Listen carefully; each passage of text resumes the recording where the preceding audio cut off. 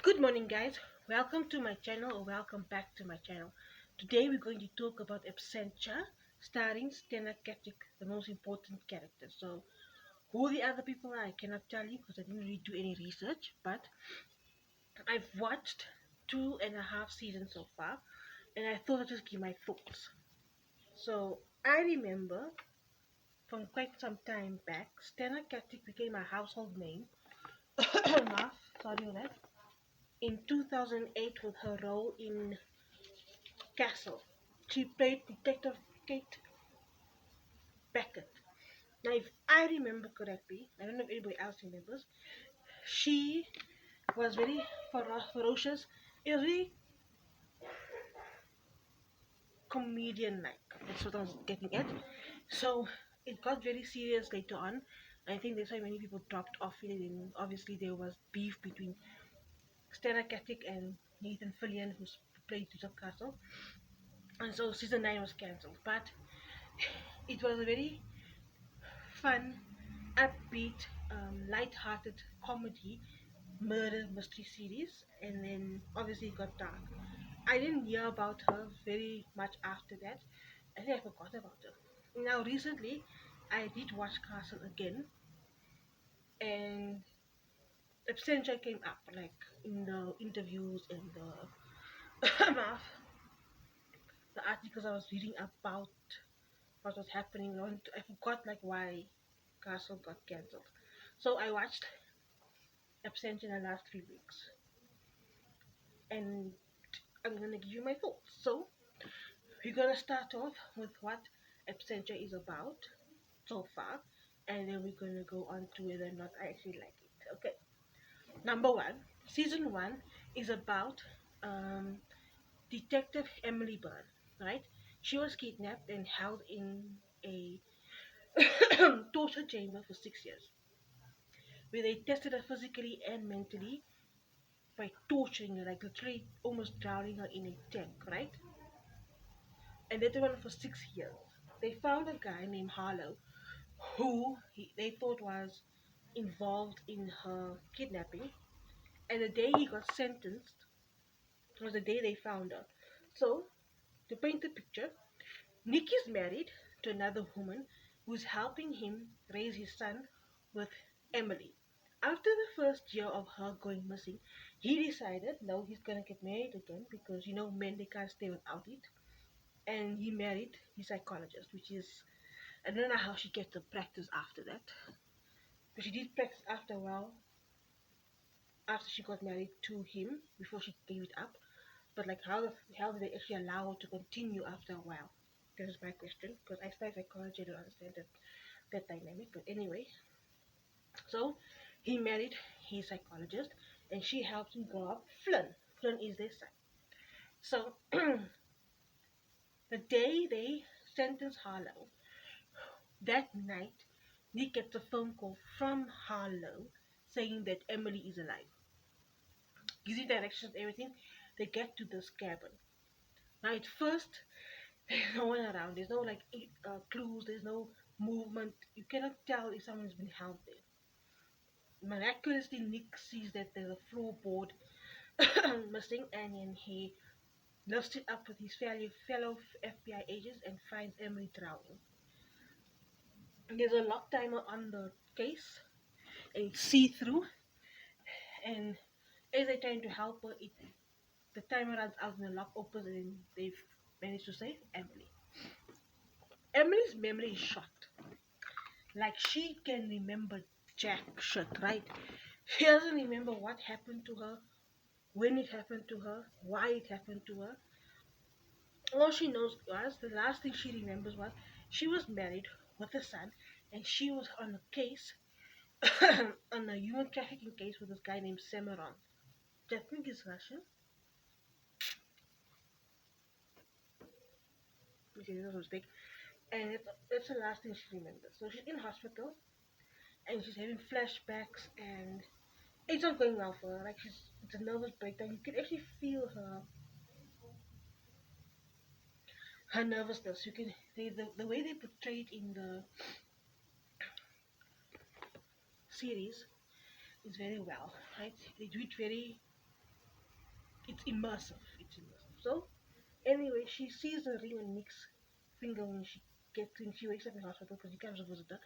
So she instantly pulls away like, "You got married when I was missing." So he's like, "Yeah, obviously because like we all thought you were dead. So we didn't like I didn't know how long to wait." Which I think I don't know if I should take her part or his part, but I think a year was too short. Maybe he should have waited maybe 2 years, 2.5 years before he got married again. But I guess, like I said, he's a man, can't stay without. So she's like struggling to like come to terms with her new life because now she's out in the open and she doesn't know how to handle human interaction and she becomes violent and she's trying to find out what happened to her and she gets accused of murder because they find her DNA on Semirat's body who was dumped in the river and his eyes were like peeled off. And that was like the main focus of the investigation. Like all the victims that Harlow had, their eyes were cut off, right? And she keeps seeing this bloody eye and bloody eye. So obviously she starts suspecting everybody, and then she starts like looking into everybody, like to find out like what is happening here. Like honestly, like what is happening to my life? I can't trust anyone. I don't know what's anything happening. My son doesn't really like me that much, even though he knows that I was kidnapped. She's feeling like an outsider.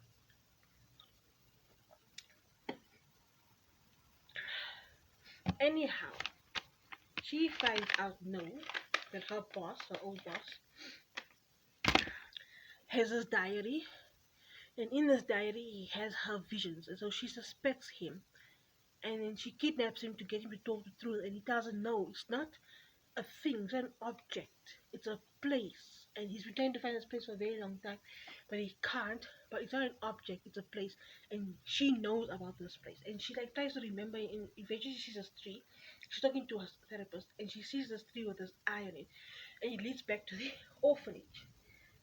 To cut season one short, Emily finds out that because she was a problem child, according to her records, people didn't want to adopt her, right? And she found out this, and she's like, no, she wants to be adopted like any other child. So she switches her information with one of her classmates, her orphanage mates, so she can get it, and she gets adopted. And what happened was because the information got switched, this doctor, this Chinese doctor that she now knows about, adopted these two children, took them to the same cabin, and tortured them the way they tortured Emily. So that's like the really good plot twist. Like you like really on the edge of your seat trying to figure out what happened here. Like what did Emily do to deserve this? Because she's like an FBI agent and whatnot. And you like wondering the whole time. You're on the edge of your seat. It's very suspenseful. And I did cry because of the anxiety. So anyway, that's season one. Season two, there is a fentanyl killer, and then there's a bomber. Now, at first glance, it looks like two separate cases, so two separate teams are on it.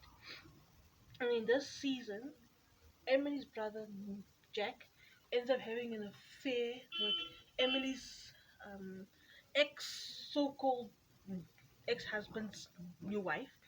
And it turns out the fentanyl killer has some part in the bombing. Like he is the cleanup guy. So his name is Rex. His name is Rex. They chase him down, and Emily tries to get him to come back to get arrested, and he's like, she's looking in her own backyard because like all the secrets that she wants to know, all the secrets answers that she wants to know in her own backyard, and she should lay down now because he's gonna blow up. So he blows up, and this leaves Emily with lots of questions. At this point, they all see the same therapist, and this thing of Project 12 Quill comes out. This is very fascinating, and they're at the facility, and they see Project Quill. And while they're there, Emily sees the doctor that's seen her and her son and her ex-husband and the new wife, and she tells him to keep Flynn away from him because she doesn't know yet what he's capable of. Come to find out when she was kidnapped, the doctor was taking her blood and injecting it into all these people, including her mother, to get them to be more military-like, more intelligent, more viral, more agile. But it was causing them aggression, and it was the only downfall of this drug. So he ends up getting killed by his partner, and the plot twist is his partner is Nick's second wife. I can't remember her name because I hate her already. And then she gets shot on the rooftop by the new FBI boss.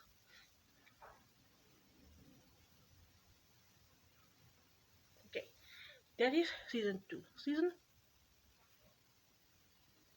Season 3, Nick gets kidnapped and his informant gets shot and gets killed. So his informant gets thrown off the escalator. By the escalator, you get the ground floor of the mall, and you get the first floor of the mall. And the first floor of the mall, she gets dropped and she dies, right? On the way to hospital. But there's files that she needs to get that she gave to Emily and that she wanted to give to Nick before he got kidnapped. Emily is rogue, obviously, because she got suspended because she kidnapped in the last season. She kidnapped the doctor, the psychologist, and almost it got him killed by Nick's wife, which she didn't know that was happening. And then yeah, so now they're on their way. Nick has been tortured quite heavily, like really badly. I'm giving you spoiler alert, so if you didn't watch it, this is what is happening. If you did watch it, you understand what I'm talking about. So Nick is being tortured because they want these files. Like, where are these files, bro? Electrocution and beatings and all of that. And then they transport him, to put him in a holding cell. But as he's getting closer to the holding cell, he sees there's another group of people who are being led to these trucks. And they all have the same attire, white scrubs and a black cotton-like bag over their faces. So he's like, okay, it's a good opportunity. I can like do this. So while the guy's distracted, he pushes another guy with hoodie on in his place, which is I think is wrong. But I think he was desperate. He just wanted to get home. So anyway, this other guy doesn't notice that Nick has been switched out, which I think is a very good thing.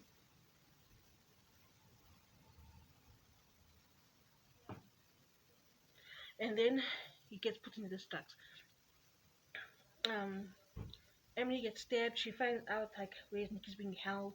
She tries to swap the girl and the information for Nick, and it didn't help. And the girl still dies, and Nick still gets tortured, and it's a whole thing, right? The whole thing. And then her ex-boss is being suspected of being, what do you call it? What you call those people? A mole, a mole. And she's like, no, I'm not a mole, and I'm trying to make things right, and I just want everything to be worked out the way it's supposed to work out. And don't like suspect me and everything. And then she sends her son and her father away because the guy, what's his name? I can't remember his name now. Um, if I do remember his name, I will put it in the title. If I don't remember his name, I'm so sorry. Please forgive me. Has found out where Flynn takes swimming lessons and is threatened to like harm her family if she doesn't give these files. Now these files have like blackmail and human trafficking on it, and it's very valuable. And they find out that Nick is in Berlin, which is Germany, but right now he's being transported by a truck. And I think I only didn't watch after the first episode of season 3 that he's being transported for organ donation, and Emily and Carl, which is Emily's partner, are on their way, have made it to the base, but they just missed Nick. So now they have to find out where he is, and there's like a love story going on there. So that's the series, right? That's what's happening so far. Number one, the mood is gloomy, it's dark, it is horror like, it will give you anxiety, it will induce anxiety in you. Number two, there's one major plot hole, but we can overlook it. The cabin is a plot hole because they rescued Emily from the cabin, and then when Flynn and his stepmom got kidnapped, um, they forgot about the cabin completely. Like it didn't even touch their radar, even though they knew about the cabin in the first episode. I can overlook that because the acting is good. Stella Katic, in my opinion, is one of the most beautiful women there is, and the most versatile, most talented actors I have ever seen on TV.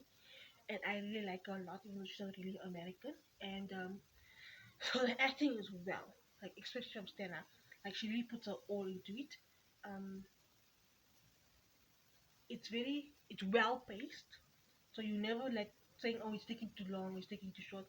It's on the ball, but on the ball in a nice way. Like it takes a good pacing. Like the directors knew what they were doing with the pacing. Um, the mood was good. Like I said, dark, gloomy, horrific, anxiety-inducing, makes you want to cry, makes you want to kill yourself type of mood.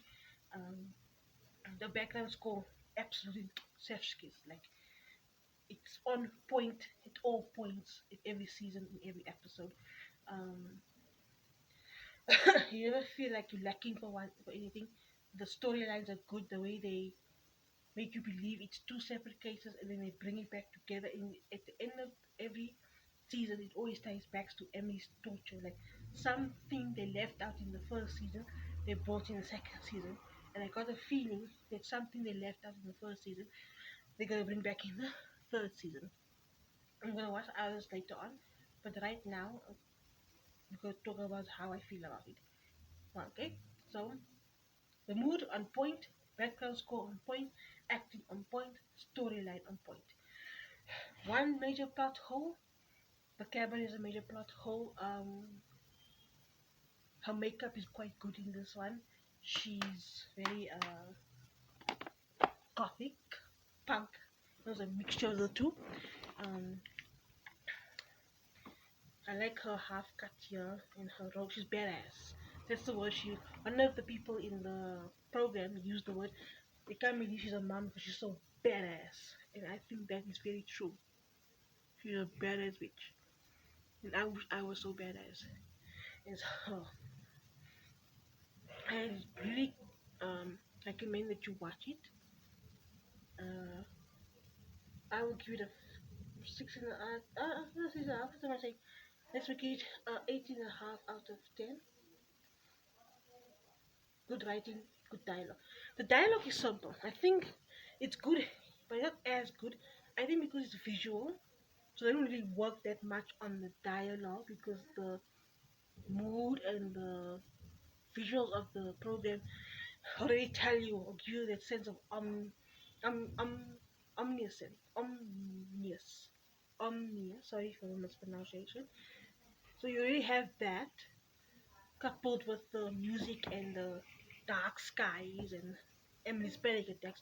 So the dialogue is very simple, very analog, very like it's it's just there to move the plot along. That's another thing. So the plot is very the storyline is very character driven. Emily's constantly changing throughout the seasons. The only thing that isn't changing is her impulsivity, but other than that, her character has been developing quite well over the last couple of seasons.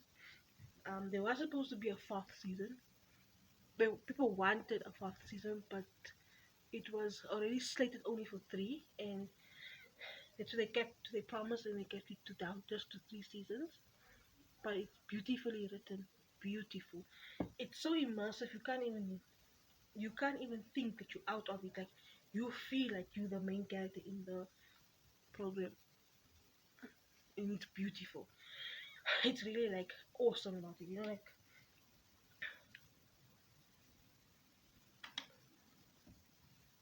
I think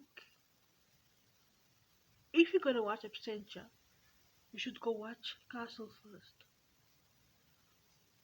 just so you can contrast the two characters. Yeah? They're both in law enforcement, um, and they're both like single. They both have like emotional problems or mental problems, but there's a stark contrast like between the two characters. You can literally tell them apart. And normally, when a actor does similar roles, you can't really tell it apart from the other role they did. Like they don't normally bring like some element of that old role into their new role. And Stella Katic does a wonderful job of not doing that. Like she really keeps it separate. Like Absentia is FBI agent Emily Byrne, and Castle is Boston PD um, Emily, sorry, Kate Beckett. So I would suggest to watch both. That is my suggestion, so that you can contrast it for yourself and see which. I like them both. Like obviously, I'm gonna like Kate Beckett more because I saw her first, and I like Castle more because it's more like family friendly, or whatever. But don't forget that you shouldn't typecast actors. Um, there's a reason why those things ended, but overall, good series, good pacing, good theme, good mood, um, good writing, good acting. One major plot hole. I don't think it happened again. Um, yeah, so if you're going to go and watch it, don't take my word for it. Go watch it yourself and think for yourself if it's a good uh, series for you. If you are ready to be anxiety induced, if you're ready to have sleepless nights because I did, then yeah, do what you need to do. But yeah, good series. So I'm just gonna finish up my face and then just mix the pink and the red together, and then look at that, beautiful.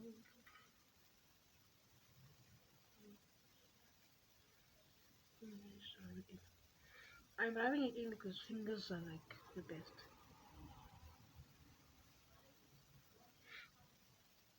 And then should I put a highlight? I think I should.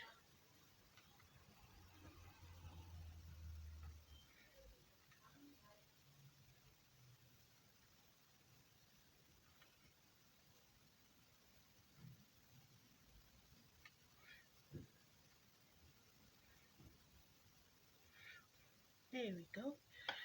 I'm leaving my lips bare because I want it bare. Just gonna do some more. You get it in there.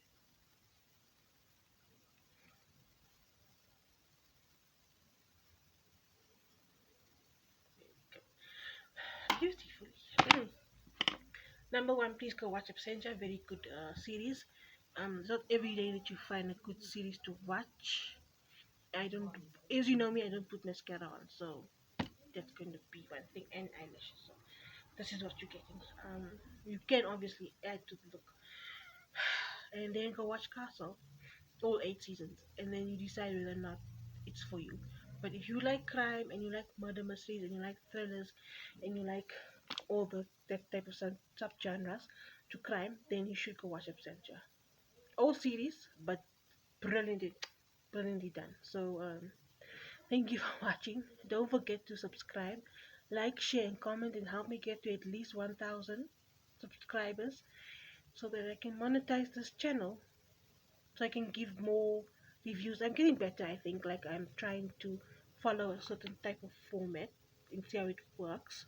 And like I said, it's trial and error until I find something that sticks. So thank you so much for watching, and I'll see you next time. Bye.